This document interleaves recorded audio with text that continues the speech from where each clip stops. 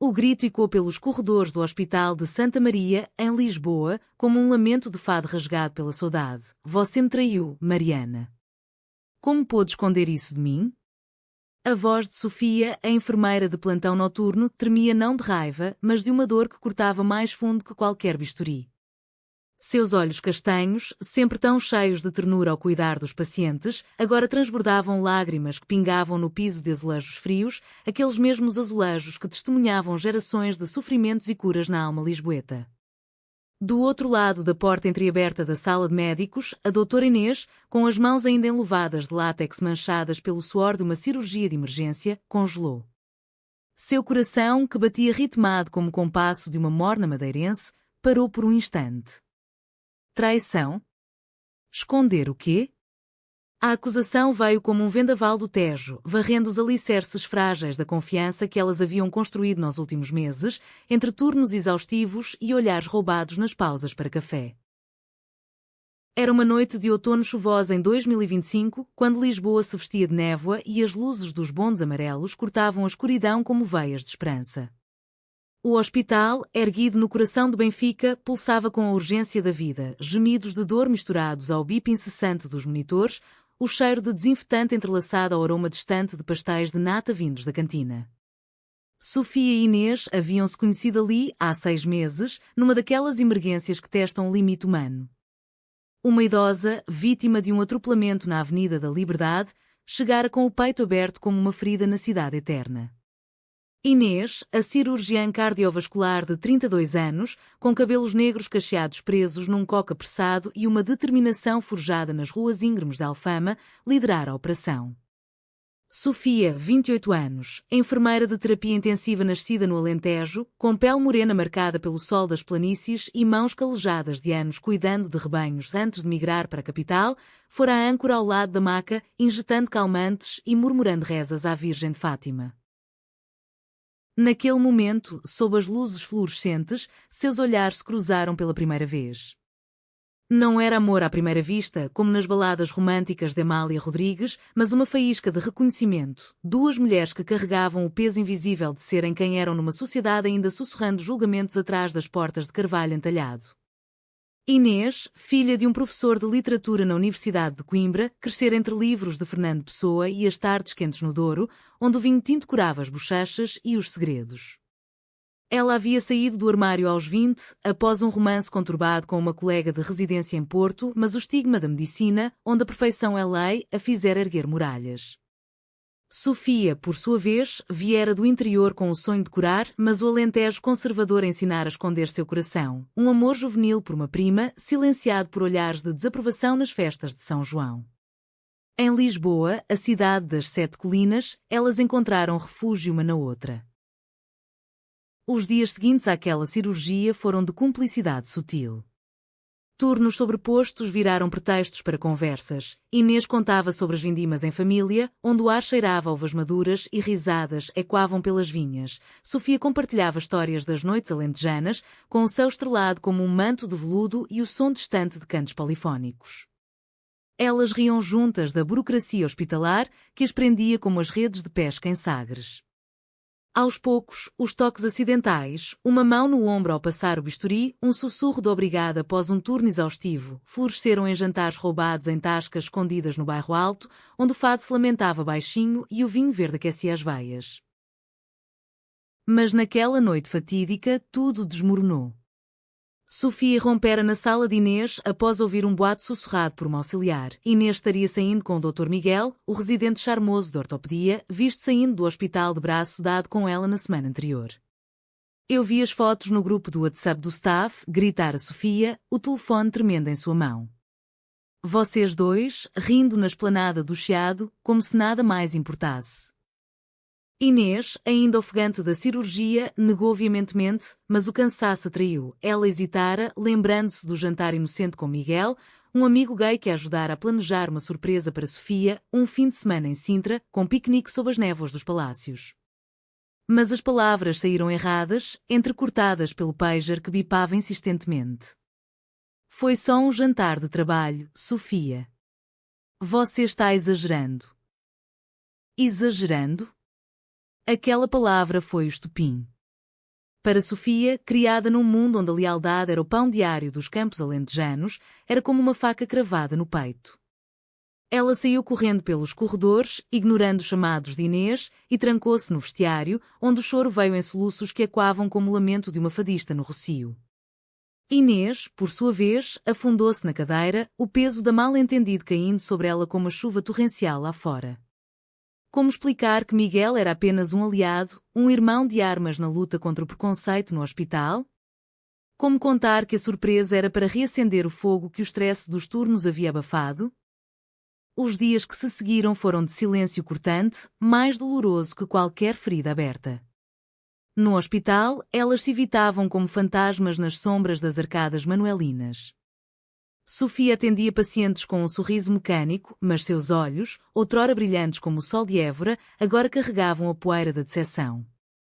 Inês operava com precisão robótica, mas à noite, em seu apartamento no Príncipe Real, com as paredes cobertas de azulejos pintados à mão e o aroma de jasmim do jardim, ela se perdia em pensamentos, tocando a viola que herdara do avô, dedilhando melodias tristes que falavam de amores perdidos no mar.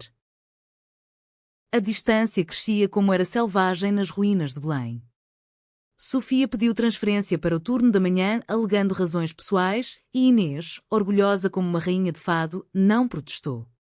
Amigas comuns, a recepcionista Ana, com seu sotaque minhoto caloroso, e o farmacêutico João, que contava piadas sobre os santos padroeiros, tentavam mediar, mas o mal-entendido havia enraizado fundo, alimentado por boatos que corriam mais rápido que o elétrico 28. Elas eram perfeitas juntas, sussurrava Ana na cantina, enquanto partiam pastel. Como o Porto e o vinho, inseparáveis. Enquanto isso, o hospital fervilhava com a vida cotidiana portuguesa, festas de Natal se aproximando, com luzes piscando nas ruas e o cheiro de rabanadas no ar, pacientes contando histórias de romarias em Fátima, pedindo bênçãos para curas milagrosas. Uma delas, a Dona Rosa, uma senhora de 70 anos de Setúbal, com mãos enrugadas como cascas de laranja e olhos que viram o 25 de Abril, notou a frieza entre as duas. Ela, que sobrevivera a um enfarte graças à equipe, chamou Sofia à beira da cama. Menina, o amor é como o mar, às vezes tempestuoso, mas sempre volta à praia.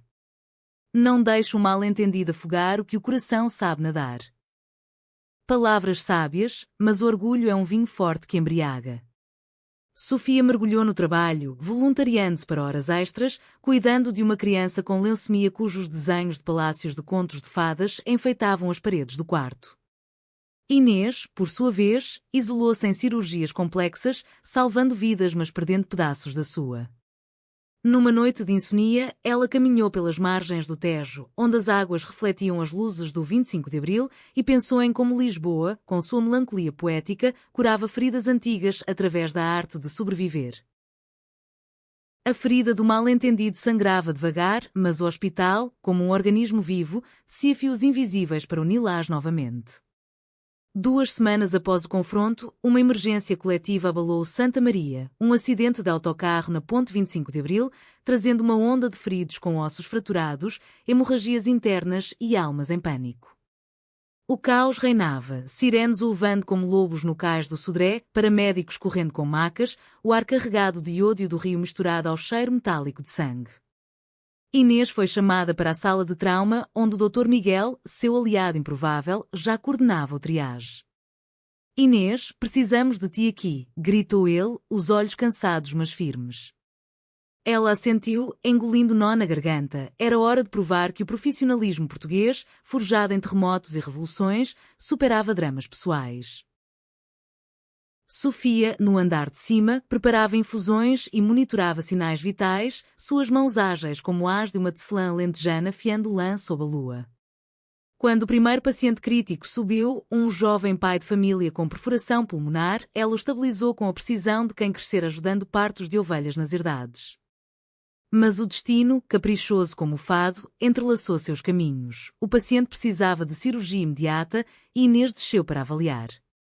Elas se viram pela primeira vez desde o incidente, separadas apenas pela cortina fina de plástico. Sofia, murmurou Inês, a voz rouca como cascalho da praia de Carcavelos. Eu? Posso confiar em ti para a PrEP? Sofia hesitou, o bisturi de emoção cortando fundo, mas o juramento de Hipócrates e quando os votos de lealdade nas igrejas de Mafra prevaleceu. Sempre, doutora, respondeu, os olhos evitando os dela enquanto preparava a anestesia. Trabalharam em sincronia perfeita, como dançarinas num rancho folclórico do Minho. Inês incisão precisa, Sofia monitorando o pulso, um ritmo que falava de confiança outrora. No meio da operação, sob as luzes cirúrgicas que imitavam o sol de um verão eterno, Inês sussurrou o jantar com Miguel. Era para ti. Uma surpresa para Sintra. Ele é gay, Sofia. Como eu te disse uma vez, mas o pager. As palavras pairaram no ar estéril, mas o bip do monitor as interrompeu. Sofia sentiu o mundo girar, como o carrossel de um arraial de Santo Antônio. Traição? Não, um mal-entendido nascido do cansaço e dos sussurros maldosos. Mas o orgulho, essa herança lusa de navegadores que desafiaram oceanos, a impediu de responder. A cirurgia terminou com sucesso, o paciente estabilizado, mas o silêncio entre elas era uma muralha mais alta que as de Óbidos. Nos dias seguintes, o hospital voltou à rotina, mas o incidente plantou sementes de dúvida e reflexão.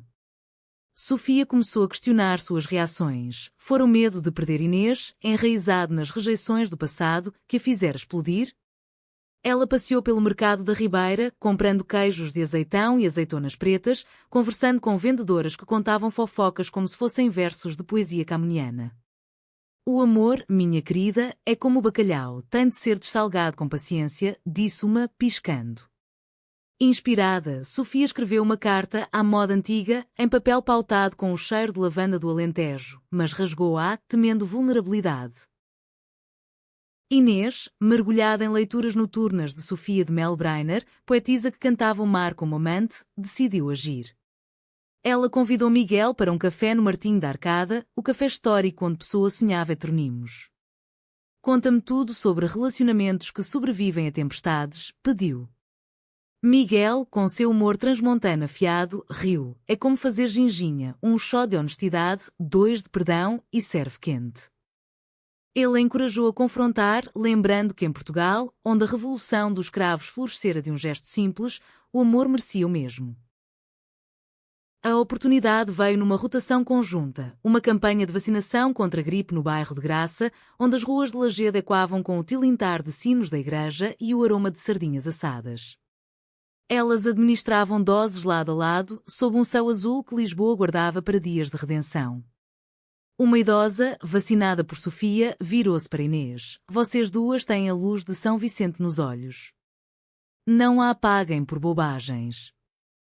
O comentário quebrou o gelo. Elas riram, um riso tímido como o primeiro vinho do Douro. Na pausa, sentadas num banco com vista para o castelo de São Jorge, Inês estendeu a mão. Eu errei ao não explicar direito. Mas tu... Tua raiva veio do medo, não? Sofia assentiu, lágrimas brotando como orvalho matinal. Sim.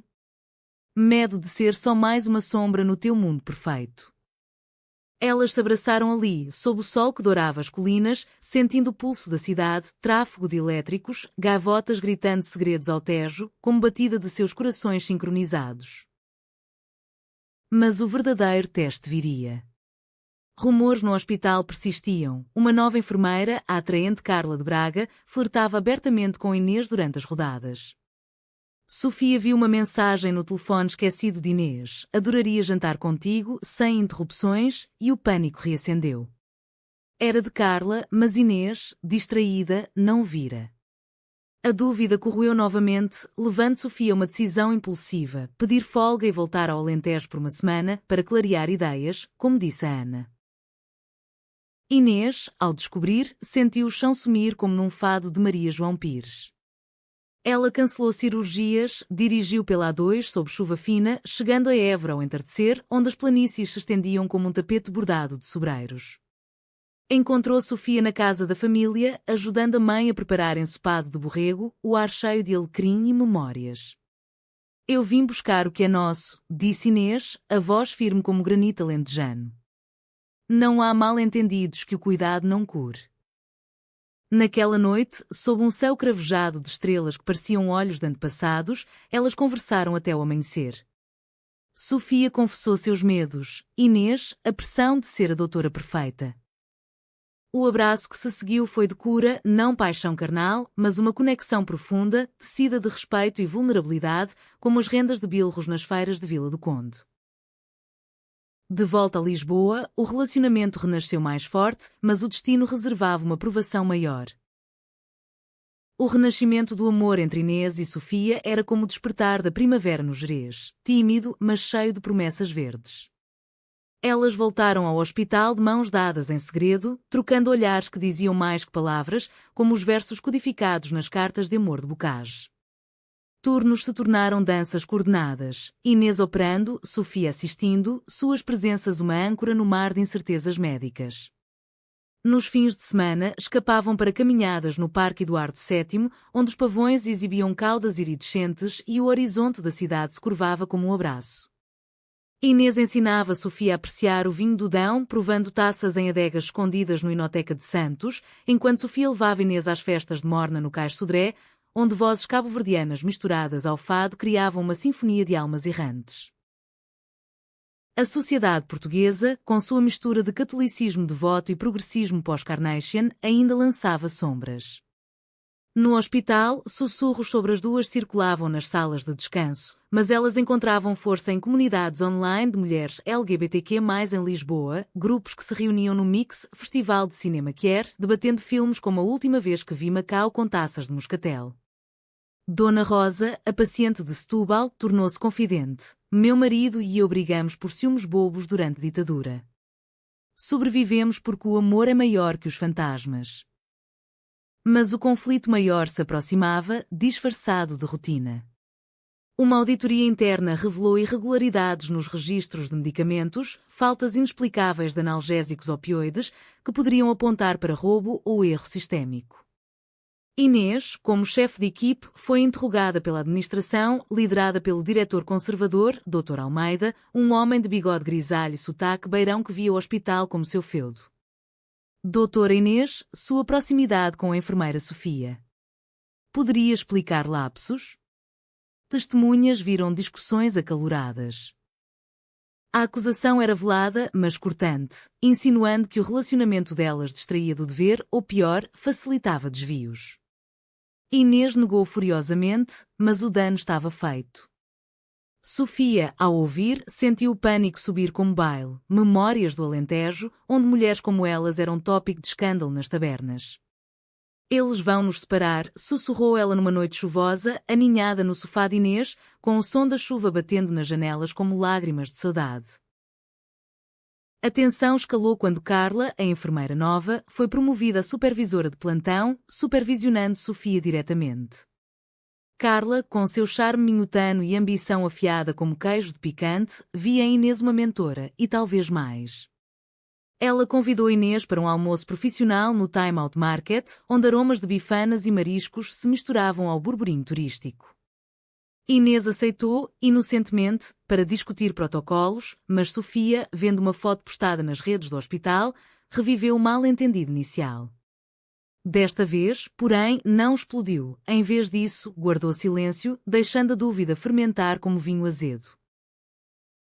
O clímax irrompeu numa noite de temporal, quando uma paciente em trabalho de parto prematuro chegou em pânico, uma imigrante brasileira de 25 anos, sozinha em Lisboa, com contrações violentas e hemorragia. Inês liderava a cesariana de emergência, com Sofia na assistência. No meio da operação, Carla, de plantão, interferiu. Doutora, os registros mostram que usamos mais morfina do que o padrão. Isso pode ser questionado na auditoria. A acusação, proferida em voz alta na sala lotada, paralisou todos. Sofia, sabendo que fora um erro de cálculo dela própria sob stress, sentiu o mundo ruir. Foi minha falha, murmurou, mas Carla insistiu, ou talvez distração. Pessoal. Inês explodiu. Basta, Carla. Isso é calúnia, não protocolo. A cirurgia salvou mãe e bebê, um menininho chorando como um fado alegre, mas o aftermath foi devastador. A administração suspendeu Sofia provisoriamente, citando comprometimento questionável, e Inês foi colocada sob investigação. A traição veio não de fora, mas de dentro. Carla, movida por ciúmes não declarados, havia manipulado registros para minar Inês, visando sua posição.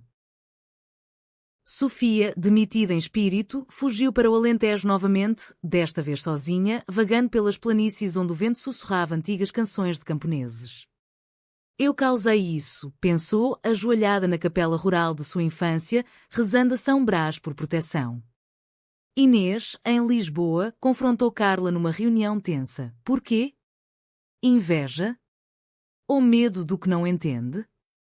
Carla, com lágrimas, confessou: eu vi em vocês o que nunca tive. Perdoe-me. Mas o dano estava feito, Inês renunciou à chefia, optando por um sabático para reflexão ética. A separação física as dilacerou. Cartas trocadas por correio, ecos de epístolas de Sá de Miranda falavam de dor, mas também de crescimento. Inês viajou para o Algarve, caminhando pelas falésias de Sagres, onde Vasco da Gama sonhara conquistas, questionando seu orgulho. Sofia, no Alentejo, colhia azeitonas com a família, sentindo a terra curar suas raízes. A traição de Carla ecoou como um escândalo nas páginas do Correio da Manhã, disfarçado de irregularidades administrativas no Santa Maria, mas para Inês e Sofia era um furacão que varrera suas vidas. O hospital, outrora refúgio, tornara-se campo minado. Colegas evitavam olhares, sussurros nas escadas rolantes como os ventos frios do Gerês. Inês, com sua licença, alugou uma casinha em Óbidos, a vila literária cercada de muralhas medievais, onde as ruas de calhau ladeado cheiravam a livros velhos e madressilvas. Ali, entre festivais de chocolate e noites de poesia sob estrelas, ela escreveu diários, confissões de uma médica que curava corações alheios mas falhara no seu. Sofia, tu és o meu heteronimo perdido, rabiscava, inspirada em pessoa, imaginando-a a lenda à luz de uma vela. Sofia, de volta ao Alentejo, afundou-se na rotina rural, madrugadas ceifando trigo dourado, tardes cozinhando a sordas com a mãe, noites ouvindo o grupo folclórico da aldeia cantar modas ao fogo. Mas a saudade, essa praga portuguesa mais antiga que os romanos, a consumia. Ela visitava o megalito de Almendres, pedras ancestrais que sussurravam segredos de uniões eternas, e chorava pelo amor que escapara como areia entre dedos. Amigas da família, tecelãs de tapeçarias com motivos de corações entrelaçados, a consolavam. O amor verdadeiro é como o corcoaik, raízes profundas, casca dura, mas sempre renasce. A reconexão começou por acidente, ou destino, como diriam os fadistas. Dona Rosa, a paciente de Setúbal, agora recuperada, organizou um piquenique em honra à equipe que a salvara. Enviou convites por pombo-correio simbólico, uma carta para cada, com uma pena de gaivota e sementes de alecrim. Venham celebrar a vida, meninas. O Tejo não perdoa ausências. Inês chegou primeiro, de trem das Caldas da Rainha, vestida num vestido florido que evocava os azulejos de Rilhafoles. Sofia veio de autocarro de Évora, com um cesto de pão alentejano e queijos de Nisa. O piquenique era na praia da Conceição, em Setúbal, onde as dunas se curvavam ao Atlântico como amantes exaustos. O ar salgado misturava-se ao cheiro de churrasco de sardinhas e Dona Rosa, com seu chel de filó, contava anedotas da Revolução. Em 74, o amor floresceu nas ruas, apesar dos tanques. O de vocês florescerá na areia. Elas se viram à distância, Inês rindo de uma piada, Sofia ajudando a estender a toalha xadrez. O tempo parou, como num quadro de Paula Rego, cheio de emoção contida.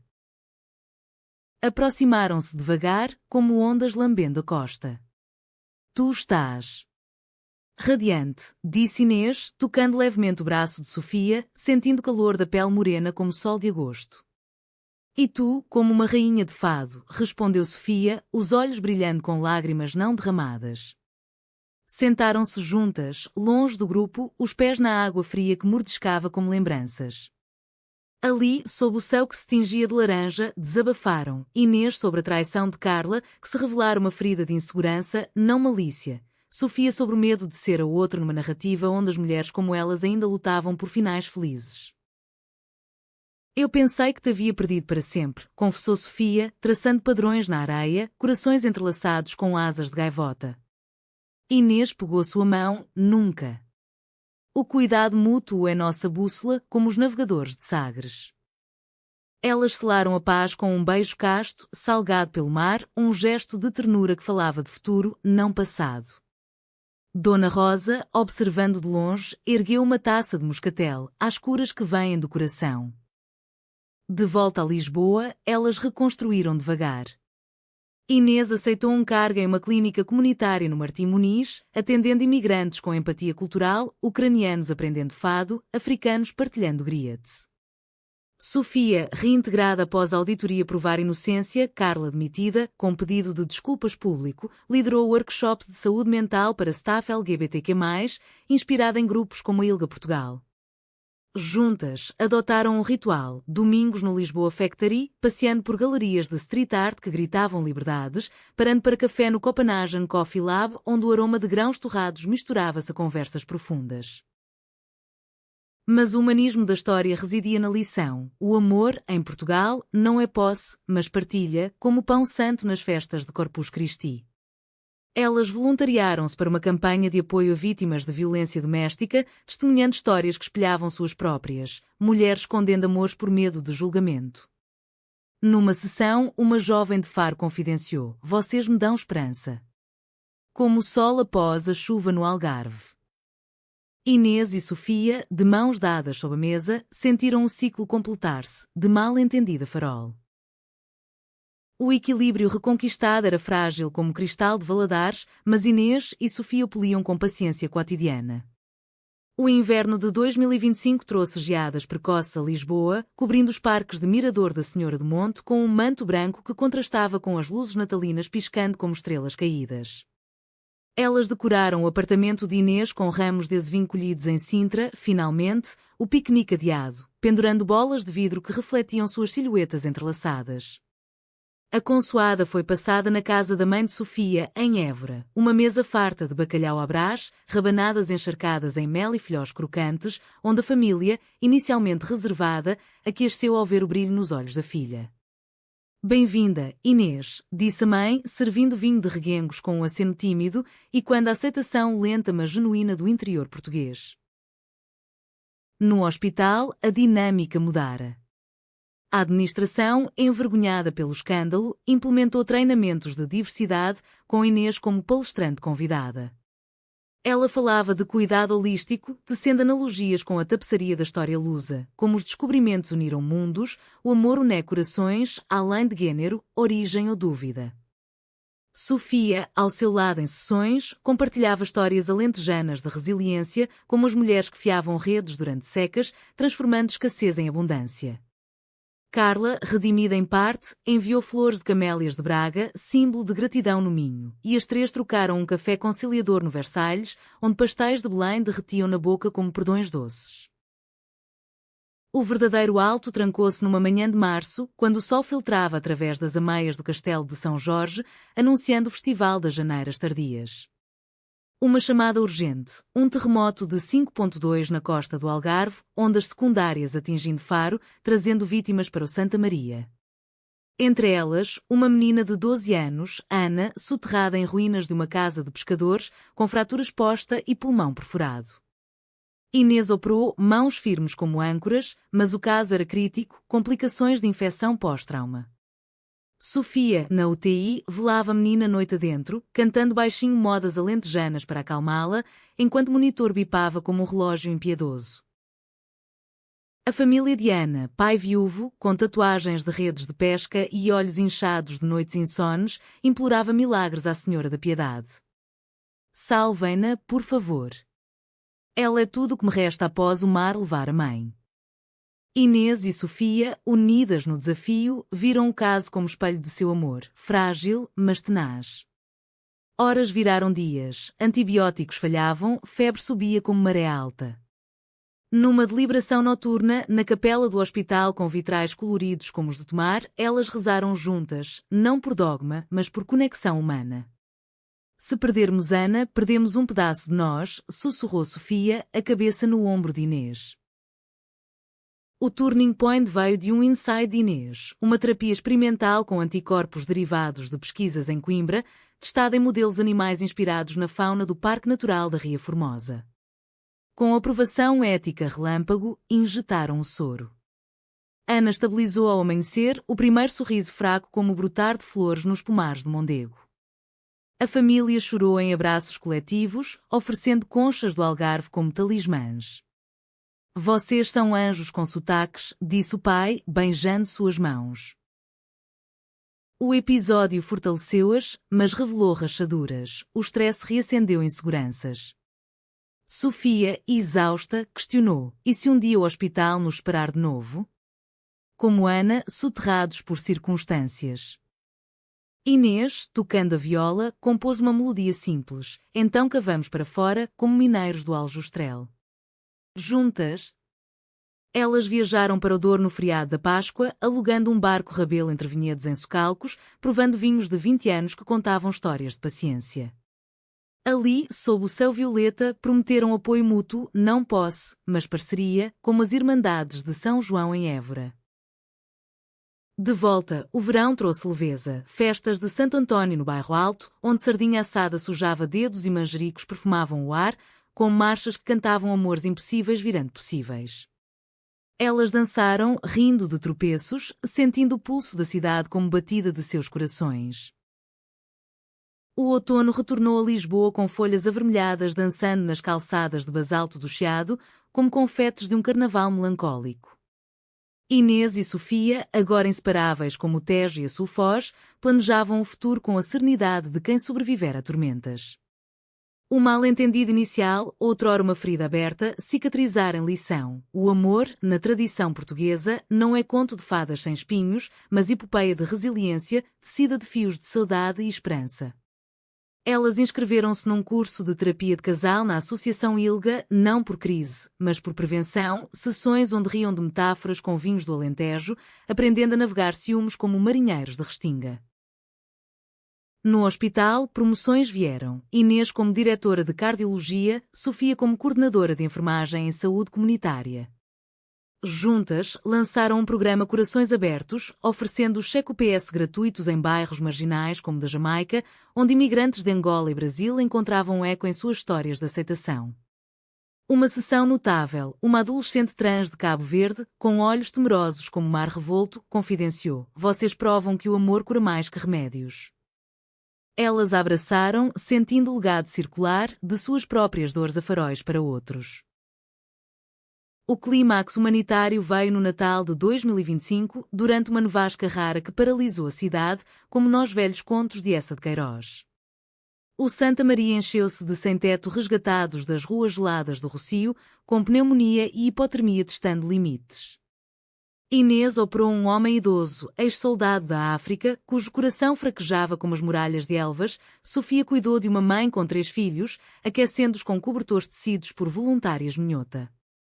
No pico da crise, energia falhou, geradores zumbindo como abelhas enfurecidas, e elas trabalharam à luz de lanternas, mãos unidas em preces silenciosas.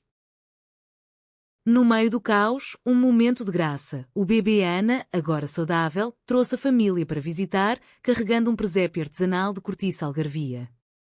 Para agradecer os anjos, disse a menina, abraçando Sofia. Inês, vendo a cena, sentiu lágrimas, não de tristeza, mas de plenitude.